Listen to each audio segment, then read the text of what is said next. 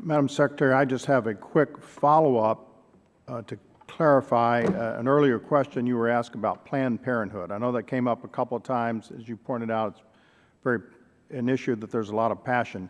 Just want to be clear. Is it your testimony that the Department of Health and Human Services has no intention of looking into this matter? What the Department of Health and Human Services will do, and we didn't discuss it today, is with regard to the issue of our grantees, and in the Department of NIH, the part of HHS that does our research, there is funding with regard to grantees, and some of those grants actually use fetal tissue. With regard to that, what we are doing is making sure that what we do have in place, which is clarity around the issue of the fact that for any of those grantees that are going to do that research, that as they come through the process and before we do the grant making, there are terms and conditions that clearly list what the law is with regard to fetal tissue.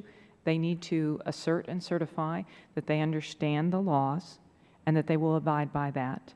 And then on an annual basis, with regard to when they re-up the grants, we ask them to certify again that they will obey the laws and the terms and conditions of which this is a specific place.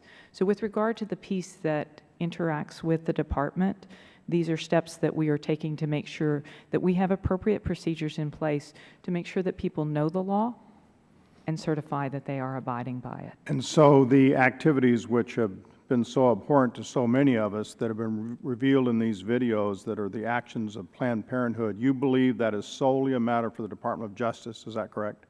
With regard to the determination of if a law has been broken, in those cases, that is the Department of Justice. If there are any concerns at all with our grantees, we would want to refer that to our IG and or the Department of Justice, depending on those circumstances. Okay, thank you.